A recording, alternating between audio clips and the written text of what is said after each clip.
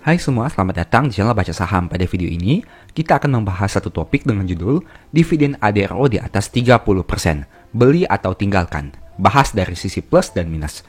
Tapi seperti biasa, semua pembahasan ini bukan rekomendasi dan hanya informasi. Ingat, kerugian kamu tanggung sendiri ya. Saat ini saya mau bahas satu topik hangat yang ramai diberitakan di mana-mana, yaitu pembagian dividen jumbo ADRO yang sudah ada hasilnya. Kita akan membahas dari hasil RUPSLB ADRO yang dilakukan pada tanggal 18 November 2024. Untuk artikelnya, saya kutip dari link di bawah ini. Sekarang, mari kita bahas. PT Adaro Energi Indonesia atau ADRO telah menyelenggarakan RUPSLB pada hari Senin 18 November 2024. Rapat tersebut menyetujui tambahan dividen dan perubahan nama perusahaan. Pemegang saham menyepakati penggunaan laba dari tahun buku 2023 untuk tambahan dividen tunai sebesar-besarnya 2,62 miliar dolar Amerika Serikat atau setara 41,6 triliun rupiah dengan kurs 15.888. Meski begitu, belum ada pengumuman terkait jumlah pasti pembayaran dividen tersebut. Kita lihat detail dari informasi tersebut. Dari artikel ini kamu bisa melihat bahwa dilakukan penggunaan laba dari tahun buku 2023 untuk tambahan dividen tunai dengan jumlah sekitar 41,6 triliun rupiah yang akan dibagikan dalam bentuk dividen. Nah, jika kita melihat data berdasarkan aplikasi Stockbit per Q4 tahun 2023 atau dengan kata lain, selama tahun 2023 dalam miliaran rupiah, laba bersih ADRO sekitar 28.637, dengan kata lain sekitar 28,6 triliun rupiah. Dan jika kita lihat berdasarkan laporan keuangan untuk per tahun 2023 sebanyak 1.641.437 dalam ribuan Amerika Serikat. Dan artinya jika kita menggunakan kurs Rp16.000, maka laba ADRO sekitar 26 triliun rupiah. Tentu saja ini bisa lebih bisa kurang. Nah, jika kita bandingkan dengan data dividen yang akan dibagikan, mungkin sekitar 41,6 triliun rupiah. Itu artinya sebenarnya dividen yang dibagikan jauh lebih besar dibandingkan laba bersih tahun 2023. Pertanyaannya, untuk kelebihannya itu akan diambil dari mana? Menurut riset investment analyst Stockbit Henrico Gani, mengacu hasil RUPSLB yang memutuskan membagi dividen dengan batas maksimum 2,62 miliar dolar Amerika Serikat, maka jumlah dividen per saham diperkirakan setara dengan 1.359 per lembar saham. Jika manajemen ADRO memutuskan untuk membagikan dividen dengan batas maksimumnya sebesar 2,6 miliar dolar Amerika Serikat, maka jumlah dividen per saham setara dengan 1.359 per lembar berdasarkan asumsi kurs rupiah per dolar Amerika Serikat di 15.898.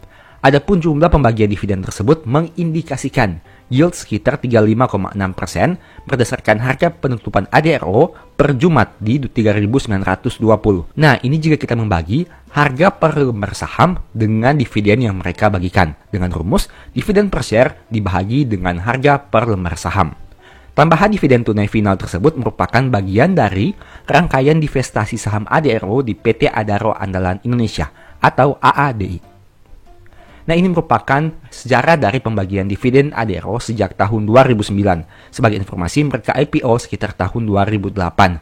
Dan sejak tahun 2009 hingga 2024, ADRO konsisten membagi dividen setiap tahunnya. Kamu bisa lihat datanya di sini. Sejak tahun 2009, ADRO tidak pernah membagi dividen dengan nominal di atas 300 per lembar saham. Itu artinya apabila memang nanti kenyataannya akan dibagikan nominal dividen sekitar Rp1.300 per lembar saham, itu merupakan dividen yang sangat besar untuk saham ADRO. Bahkan bisa dikatakan menjadi dividen terbesar sepanjang sejarah sejak ADRO ini listing di Bursa Efek Indonesia. Tentu saja perbedaannya sangat signifikan, karena untuk tahun 2024 sendiri biasanya nominal dividennya sekitar Rp200 per lembar saham. Tapi apabila mereka membagikan tambahan dividen sekitar 1.359 per lembar saham, bisa lebih bisa kurang, angka itu merupakan angka yang sangat besar untuk saham ADRO. Itulah sebabnya kenapa yieldnya menjadi sangat tinggi untuk angka tersebut. Hal ini agar pemegang saham ADRO bisa turut berpartisipasi dalam pembelian saham AADI. Mengutip keterbukaan informasi BI, ADRO berencana melakukan penjualan atas sebanyak-banyaknya seluruh saham yang dimiliki pada AADI senilai 99,99%. Artinya, nanti nilai rencana transaksi akan dipertimbangkan hasil penilaian saham dari penilai independen yang nilainya mencapai 2,45 miliar dolar Amerika Serikat. Jumlah tersebut setara dengan 31,8% dari total ekuitas ADRO. Ini merupakan catatan yang penting yang harus kamu tahu. Perusahaan menawarkan saham yang dilepas kepada seluruh pemegang saham ADRO yang namanya tercatat dalam daftar pemegang saham perseroan pada tanggal tertentu yang akan diumumkan pada prospektus penawaran umum oleh pemegang saham. Saat ini AADI memasuki masa penawaran awal dalam rangkaian aksi penawaran umum perdana saham alias IPO. Periode book building ini berlangsung pada 12-18 November 2024. Rencananya AADI melepas sebanyak 778.689.200 atau 778,68 juta lembar saham dengan nilai nominal 3.125 per lembar saham. Jumlah itu setara dengan 10% dari modal yang ditempatkan dan disetor AADI setelah IPO. Berikut ini beberapa skenario yang mungkin terjadi dengan keputusan ADRO membagi dividen jumbo. Pertama, harga saham naik signifikan, di mana sudah terjadi dalam beberapa waktu yang lalu, tapi setelah ex-date, penurunannya berpotensi juga signifikan. Kedua, jika harga beli kamu sudah tinggi, kamu siap terima dividen besar, tapi siap-siap juga dengan floating loss apabila mengalami koreksi harga saham. Ketiga, jika harga beli kamu masih rendah, kamu terima dividen besar, tapi siap-siap floating profit berkurang. Keempat, kondisi jackpot, di mana harga saham ADRO setelah ex-date masih stabil atau naik. Kamu jadinya dapat dividen dan capital gain. Kita lihat saja skenario mana yang akan terjadi nanti. Tapi setidaknya berdasarkan artikel yang tadi kita bahas, ada beberapa poin penting yang bisa kamu pertimbangkan. Di mana untuk jumlah dividen yang akan dibagikan sekitar 41,6 triliun jika direalisasikan, maka angka tersebut lebih besar dibandingkan laba bersih tahun 2023 yang dicapai oleh ADRO sekitar 20-an triliun rupiah saja. Sehingga dari mana sisa dana yang akan dibagikan untuk dividen ke depannya. Kemudian ada juga sejarah tentang pembagian dividen ADRO yang mana biasanya dibawa dari angka 300 per lembar saham untuk setiap kali pembagian dividen. Dan kini jika ditetapkan angka 1.300-an atau di atas 1.000 itu merupakan dividen tertinggi dari saham ini sehingga menyebabkan yieldnya sangat tinggi sekali. Tapi ingat, ini hanya dalam satu periode tertentu saja. Kamu harus pertimbangkan juga apabila ke depannya, apakah perusahaan masih mampu membagi dividen sebesar ini atau justru nanti dividennya malah semakin menurun. Poin berikutnya yang harus kamu pertimbangkan adalah terkait pengaruh ekuitas, di mana dari artikel ini dicatatkan bahwa nantinya nilai rencana transaksi akan mempertimbangkan hasil penilaian saham yang nilainya mencapai 2,45 miliar dolar Amerika Serikat. Jumlah tersebut setara dengan 31,8% dari total ekuitas ADRO. Itu artinya dengan aksi korporasi ini mungkin saja bisa berpengaruh terhadap ekuitas perusahaan dengan nominal yang cukup signifikan. Selain menambah dividen tunai final, dalam RUPSLB disepakati perubahan nama perusahaan dari saat ini PT Adaro Energi Indonesia menjadi PT Alam Tree Resources Indonesia. Manajemen perusahaan menyatakan perubahan nama itu merupakan salah satu langkah untuk memperkenalkan identitas baru Adaro sebagai entitas induk yang akan lebih fokus pada bisnis hijau dan pengembangan proyek-proyek ramah lingkungan. Perusahaan berkomitmen untuk terus mendukung komitmen pemerintah dalam menurunkan emisi gas rumah kaca, termasuk upaya mencapai nol emisi atau net zero emission di 2060 atau lebih awal. Setelah pemisahan pilar bisnis pertambangan batubara termal dan beberapa bisnis pendukungnya melalui pelaksanaan PUPS, perusahaan akan menjadi entitas induk dengan fokus pada bisnis hilirisasi mineral serta energi terbarukan yang akan mendukung transisi energi dan ekonomi hijau Indonesia. Penjelasan manajemen dalam materi penjelasan RUPS LB. Setelah membaca berita tadi, apakah kamu setuju dengan keputusan yang dilakukan oleh ADRO? Kalau ditanyakan kepada saya pribadi kurang setuju dengan keputusan perusahaan untuk menjual kepemilikan di AADI dan membagi dividen dengan jumlah yang sangat besar. Logikanya sederhana, apabila salah satu sumber income dijual, secara tidak langsung bisa berdampak kepada kinerja perusahaan untuk menghasilkan laba di masa depan. Selain itu, dengan pembagian dividen jumbo, hal tersebut bisa berdampak pada saldo laba di ekuitas, yang mungkin berpengaruh terhadap modal per lembar saham dan berujung pada angka valuasi PBV. Belum lagi ditambah jika perusahaan mengambil sumber dana lain untuk membayarkan tambahan dividen yang nominalnya sangat besar. Karena kita harus lihat juga beberapa banyak saldo kas available yang bisa digunakan oleh ADRO untuk bayar dividen. Jika tidak cukup, berarti ada sumber dana lain yang harus digunakan, entah itu dari aset perusahaan ataupun melalui dana pihak yang lain. Sejak beberapa tahun yang lalu, saya tertarik dengan saham ini, bahkan sering dibahas di YouTube ataupun e-book. Contohnya seperti e-book di stock market, yang mana saham ADRO saya gunakan sebagai contoh perhitungan harga beli dan jual yang ideal. Saat itu harganya masih 1.200 dan kini sudah naik berkali lipat. Apabila kamu penasaran terkait analisa yang saya gunakan di e-book ini, silakan lakukan pembelian e-book berdasarkan nomor yang ada di akhir video. Tapi dengan kebijakan yang diambil perusahaan di tahun 2024 ini, menurut saya risiko di saham ini menjadi lebih besar sehingga sudah tidak menarik seperti dulu lagi. Artinya, kamu perlu pertimbangkan berbagai potensi risiko yang mungkin bisa terjadi apabila masih tertarik untuk beli atau simpan saham ini. Tentu saja setiap saham punya potensi risikonya masing-masing. Jadi pastikan kamu tahu risikonya sebelum tergiur dengan potensi profit dari capital gain dan dividen. Sebagai informasi, beberapa waktu yang lalu saya sudah sempat bahas video tentang ADRO dengan lebih detail. Kalau kamu ingin tahu lebih lanjut, silahkan nonton video berikut ini. Katakanlah harga saham ADRO di angka 4.000. Apabila perusahaan bagi dividen sekitar 1.346 per lembar, berarti dividen yield yang ditawarkan sekitar 33%. Tentu saja, angka yang sangat-sangat besar. Selain itu ingat, ADRO merupakan saham yang bagi dividen 2 kali setahun. Berarti seharusnya dividen yield saham ini jauh di atas 33%, bahkan bisa mencapai 40% bahkan lebih, apabila kebijakan jumlah dividen 1.346 per lembar saham nantinya disetujui.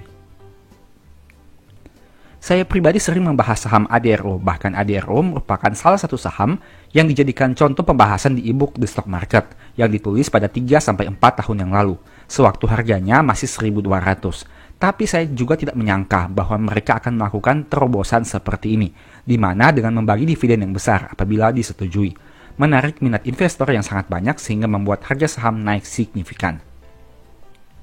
Jika melihat sejarah pembagian dividen ADRO sejak tahun 2009, nominal dividen yang diusulkan di tahun ini memang menjadi yang tertinggi.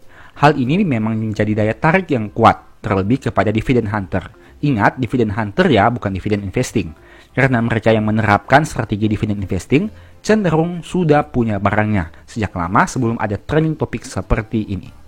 Meski dividen yield sangat menggiurkan, saya ingin mengajak kamu berpikir dengan lebih realistis. Ada beberapa pertanyaan yang perlu dijawab. Pertama, menurutmu, kenapa perusahaan memutuskan bagi dividen jumbo di tahun ini? Apakah ada penyebabnya? Kedua, jika usulan dividen disetujui, tentu banyak orang bahagia. Tapi bagaimana jika ternyata tidak disetujui? Apa dampak terhadap harga saham ADRO yang sudah naik sangat tinggi hingga mencapai angka 4.000? Ketiga, apakah di tahun-tahun berikutnya perusahaan masih bisa bagi dividen sebanyak itu? Keempat, apakah ada agenda lain dengan dibagikannya dividen yang sangat besar? Mari berpikir dengan lebih rasional lagi. Seperti yang saya katakan tadi, ADRO merupakan salah satu saham andalan yang sering dibahas entah di YouTube atau di e-book sejak 3-4 tahun yang lalu, bahkan sejak harganya 1.200. Tapi dengan melihat gebrakan perusahaan di tahun ini yang mengambil beberapa kebijakan luar biasa seperti menjual PT Adaro Andalan Indonesia dan mengusulkan pembagian dividen yang besar, saya pribadi mulai jaga jarak dengan saham ini. Karena menurut saya kebijakan yang diambil cukup ekstrim. Tapi ingat, ini hanya pendapat pribadi, bukan rekomendasi. Mau ikut silahkan, tidak mau ikut juga silahkan. Sekarang mari kita lihat sekilas tentang kinerja ADRO saat video ini dibuat. Pertama kita lihat harga sahamnya selama tahun 2024 yang sudah naik 62,25%. Saat video ini dibuat ditutup di angka Rp4.040. Kemudian kita lihat historical harga saham selama 10 tahun terakhir. Seperti yang saya katakan tadi, pada 3-4 tahun yang lalu, harga saham ADRO masih bergerak di angka 1000-an.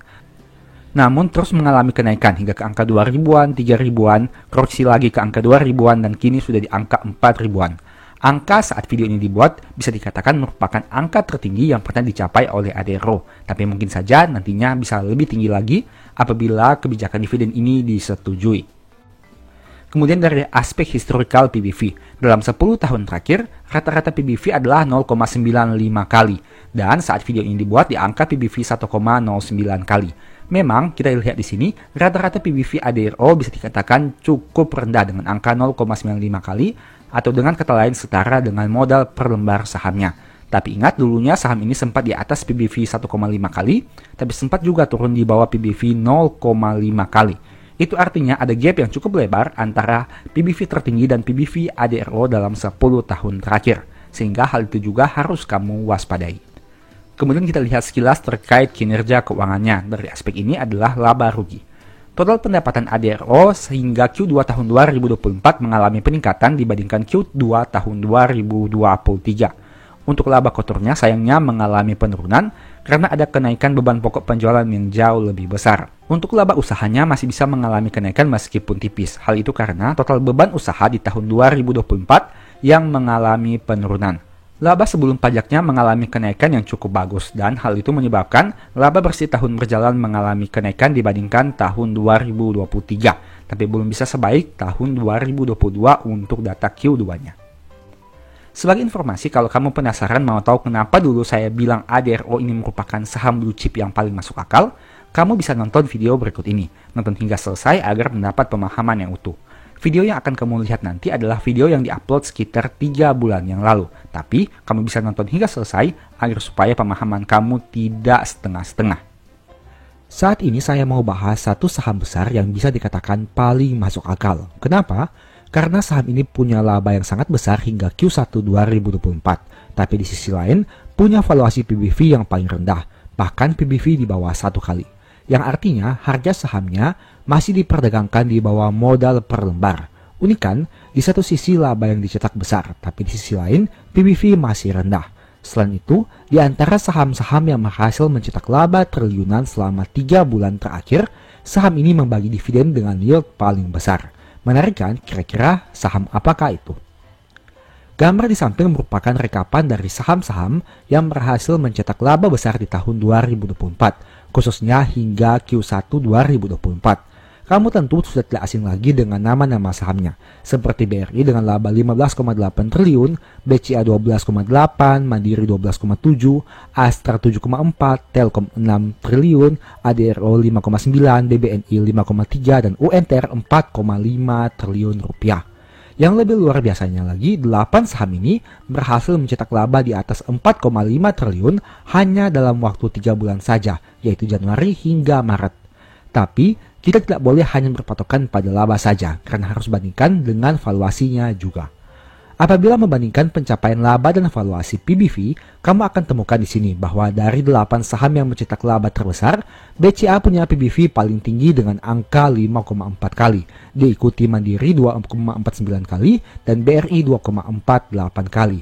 Menariknya, ternyata ada 2 saham yang masih punya PBV di bawah 1 kali, yaitu ASII 0,90 dan ADRO 0,82 kali. Padahal, mereka mencetak laba di atas 5,5 triliun rupiah, laba ADRO 5,9 dan ASII 7,4 triliun.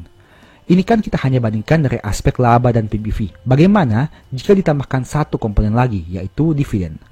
Apabila memasukkan unsur dividen yield, kamu akan temukan bahwa ADRO dan ASII memiliki dividen yield yang paling besar dengan angka 11,33% untuk ASII dan 22,34% untuk ADRO. Sedangkan BCA menjadi saham dengan yield paling rendah yakni hanya 2,71%. Sampai di sini apakah kamu sudah tahu saham apa yang saya maksudkan? Dari 3 aspek yang dibahas yaitu net income, PBV, dan dividen yield, ada 2 saham yang sebenarnya menarik yaitu ASII dan ADRO. 2 saham ini punya net income yang sangat besar, PBV paling rendah dan dividen yield yang paling tinggi. Jadi di video ini, apakah kita akan bahas saham ASII atau ADRO? Saat ini saya lebih tertarik bahas saham ADRO. Kenapa? Untuk alasannya kamu bisa nonton pada pembahasan-pembahasan sebelumnya. Tentu banyak pertimbangan yang diambil dari berbagai aspek, tidak hanya terkait laba, PBV, dan dividen yield saja. Kita harus bandingkan juga dari aspek pemegang saham mayoritas, top manajemen yang menjabat, komposisi hutang, jumlah kas yang dimiliki, dan lainnya. Sekarang, mari kita coba bahas sekilas tentang saham ini. Pertama, ADRO memiliki range pergerakan harga saham yang cukup stabil sejak IPO di tahun 2008. Dulunya saham ini diperdagangkan pada harga sekitar Rp1.000-an saja, tapi kini sudah di atas Rp2.000-an. Meski begitu, harga tertingginya hanya Rp4.000-an dan kemudian mengalami penurunan lagi. Kondisi harga saham yang bergerak pada jarak yang tidak terlalu lebar ini membuat ADRO jadi menarik bagi swing trader ataupun mereka yang sedang mengumpulkan lembar saham. Karena ruang gerak ADRO tidak terlalu besar, maka hal itu berdampak pada valuasinya. Saat kinerja perusahaan tumbuh, khususnya dari aspek ekuitas, PBV ADRO akan bergerak di situ-situ saja. Apabila harga sahamnya tidak naik turun dengan signifikan, kamu bisa lihat dalam durasi 10 tahun terakhir, range PBV ADRO cukup stabil dengan angka di atas 0,5 kali dan di bawah 1,5 kali. Hal itulah yang membuat PBV rata-rata ADRO selama 10 tahun terakhir adalah 0,96 kali, atau bisa kita bulatkan menjadi 1 kali. Ini sebenarnya merupakan salah satu clue menarik, karena berarti apabila harga saham ADRO turun ke PBV di bawah 1 kali, misalnya 0,7 atau 0,6, hal ini menjadi momen menarik karena ada kemungkinan besar nantinya bisa naik lagi ke angka 1 kali. Kita tidak usah muluk-muluk berkata ADRO bisa di PBV 1,5 kali. Gunakan saja angka yang lebih realistis dengan PBV 1 kali. Sederhana kan? Selain itu, dari sisi probabilitas, ADRO sangat menarik di bulan Juli. Sejak IPO di tahun 2008, probabilitas kenaikan saham ADRO di bulan Juli paling tinggi, yakni 76%. Bulan Juli merupakan bulan dengan probabilitas kenaikan terbesar selama Januari sampai dengan Desember, sejak tahun 2008 hingga tahun 2024. Artinya bulan ini bisa dimanfaatkan bagi para pemegang saham ADRO untuk mencetak keuntungan. Kamu bisa lihat untuk detailnya selama 17 tahun terakhir untuk kinerja harga saham ADRO pada bulan Juli. Meski begitu, kamu harus ingat bahwa saham tambang batubara merupakan salah satu sektor yang cukup fluktuatif. Bisa dilihat dari pergerakan kinerja saham setiap tahun selama 17 tahun terakhir. Saham ADRO pernah naik hingga di atas 200%, yakni pada tahun 2009 dan 2016. Tapi di sisi lain, saham ini juga pernah turun di atas 50%. Pada tahun 2008 turun hingga 67% dan tahun 2015 turun 50,72%. Apakah kamu siap menghadapi fluktuatif seperti ini? Berikutnya dari aspek dividen. Sudah menjadi rahasia umum jika perusahaan tambang batubara memiliki dividen yield yang besar, termasuk ADRO. Tapi menariknya, ADRO merupakan salah satu saham yang konsisten bagi dividen bahkan sejak IPO di tahun 2008. Mulai dari tahun 2009 hingga 2024, ADRO konsisten membagi dividen kepada pemegang saham mayoritas 2 kali setahun. Hal ini sudah berlangsung selama 17 tahun dan itu merupakan salah satu bukti konsistensi perusahaan dalam memperhatikan kepentingan pemegang sahamnya. Tentu menarikkan, dapat dividen besar 2 kali setahun selama belasan tahun terakhir. Sekarang yang jadi pertanyaan, jika rutin bagi dividen 2 kali setahun, bagaimana kondisi kinerja keuangan perusahaan? Apakah terus tumbuh ataukah hanya tebar pesona dengan dividen yang besar? Mari kita lihat data berikut ini. Ini merupakan rekapan data keuangan pendapatan, harga pokok pendapatan, dan pencapaian laba ADRO sejak tahun 2008 hingga tahun 2023. Saya ambil ini dari aplikasi Stockbit. Dari data ini bisa kamu lihat bahwa ADRO menghasilkan pertumbuhan kinerja selama belasan tahun. Meskipun tidak selalu naik, tapi jika ditarik dalam jangka panjang, ADRO masih menghasilkan pertumbuhan.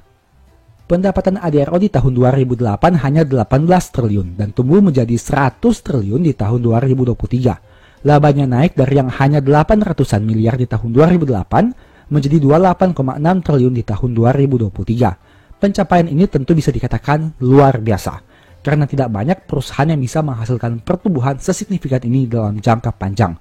Kamu bisa lihat labanya dari 887 miliar di tahun 2008, naik menjadi 4,3, turun 2,2, naik lagi menjadi 5 triliun, turun lagi menjadi 3,7, turun menjadi 2,7, naik lagi menjadi 3,7, turun 2,7, turun lagi 2,2, turun menjadi 2 triliun, naik lagi menjadi 4,5 triliun, naik 7,8, turun lagi 6,9, turun 6 triliun, turun lagi menjadi 2,2 triliun, naik menjadi 14,6 triliun, naik lagi menjadi 44,14 triliun, dan turun lagi menjadi 28,6 triliun rupiah. Itu artinya laba ADRO cukup fluktuatif, tapi jika ditarik dalam jangka panjang masih menghasilkan pertumbuhan. Lebih menarik lagi, jika kamu lihat laba ADRO di tahun 2023 sebesar 28,6 triliun, angka tersebut lebih besar dibandingkan penjualan pada tahun 2008, 2009 dan 2010 dengan angka di bawah 28,6 triliun. Ini merupakan hal yang luar biasa, karena perusahaan mampu menghasilkan labanya, bahkan meningkatkan labanya, hingga menjadi lebih besar dari total penjualan belasan tahun sebelumnya. Dampak dari pertumbuhan laba itu apa? Tentu saja salah satunya adalah dividen per share yang semakin besar. Dan dividen yang semakin besar tentu akan membuat pemegang saham semakin sejahtera. Kamu bisa lihat bahwa di tahun 2009, ADRO hanya membagi dividen di bawah 30 per lembar saham. Bagaimana sekarang? Dividen per share-nya naik berkali-kali lipat, bahkan satu kali dividen yang dibagikan bisa di atas Rp200. Artinya pemegang saham yang sudah memiliki ADRO sejak IPO, saat ini tentu bisa menikmati dividen yield yang sangat besar. Pertanyaannya lagi, jika ADRO rutin dan loyal bagi dividen, bagaimana dengan ekuitasnya? Apakah bisa bertumbuh atau hanya diam di tempat? Mengingat dividen yang besar, tentu akan berpengaruh terhadap ekuitas perusahaan. Ternyata ekuitas ADRO masih konsisten tumbuh meskipun bagi dividen yang besar. Kamu bisa lihat saldo laba di ekuitas perusahaan. Dari yang awalnya hanya 400-an miliar saja di tahun 2008, naik menjadi 80 triliun di tahun 2023. Sangat luar biasa kan? Meski perusahaan rajin bagi dividen, tapi mereka juga berupaya agar kinerja keuangan bisa terus tumbuh. Kamu bisa bandingkan pertumbuhan ekuitas saham-saham batubara. Apakah saham yang rutin bagi dividen besar, ekuitasnya bisa tumbuh seperti ADRO? Itulah alasannya kenapa ADRO merupakan saham batubara yang punya ekuitas terbesar. Keberhasilan ADRO tentu tidak lepas dari peran komisaris dan direksinya. Bapak Garibaldi Thohir merupakan presiden direktur perusahaan yang menjadi pemimpin yang bisa dikatakan berhasil membawa ADRO hingga besar seperti saat ini. Beliau juga punya kepemilikan saham ADRO yang besar, yakni 6,18%. Selain itu, satu hal yang saya salut dengan perusahaan ini adalah mereka tidak segan-segan untuk buyback sahamnya. Pada beberapa waktu yang lalu saat harga saham ADRO turun signifikan, perusahaan juga mengambil kebijakan dengan melakukan buyback, bahkan dengan nominal yang bisa dikatakan cukup besar. Artinya mereka seakan-akan tidak membiarkan harga saham terus jatuh dan peduli dengan pemegang sahamnya. Coba kamu cari perusahaan di bursa, berapa banyak yang mengambil langkah seperti ini saat harga sahamnya turun signifikan. Sekarang kita lihat sekilas komposisi penjualan batubara ADRO. Ternyata perusahaan ini menjual batubara ke berbagai negara seperti Indonesia, Cina, India, Korea, dan lain-lain. Itu artinya ADRO memiliki cukup banyak konsumen yang tersebar di berbagai tempat, sehingga memperkecil resiko kehilangan omset apabila ada konsumen yang tidak lagi menjadi langganan. Hal ini tentu menjadi nilai plus bagi perusahaan. Dari sisi produksi juga, ADRO memperlihatkan pertumbuhan yang konsisten, bahkan sejak tahun 1992. Dengan semakin banyaknya produksi, diharapkan semakin banyak juga penjualan. Semakin banyak penjualan tentu diharapkan akan berdampak pada pertumbuhan laba. Dan laba yang tumbuh diharapkan bisa berdampak pada dividen yang semakin besar dan harga saham yang semakin naik. Konsep berpikirnya seperti itu saja. Mereka juga punya saldo kas dan free cash flow yang cukup banyak. Hal itu tentu sangat berkaitan dengan likuiditas. Selain itu, apabila saldo kasnya banyak, berarti keuntungan yang diperoleh perusahaan benar-benar berasal dari operasional bisnisnya, dan bukan hanya keuntungan di atas kertas saja. Selain itu, saldo kas yang banyak tentu akan berpengaruh terhadap dividen yang dibagikan. Tidak heran jika mereka punya rasio DER yang rendah, karena ternyata ADRO punya likuiditas yang baik. Meski tadi kita sudah bahas beberapa keunggulan dari ADRO, tapi ingat, saham ini juga punya kelemahan. Terlebih lagi mereka bergerak di bisnis batubara, yang mana kamu juga tahu bahwa bisnis ini cukup fluktuatif dibandingkan bisnis lain. Kamu bisa lihat dari aspek historical net income yang mereka capai tadi.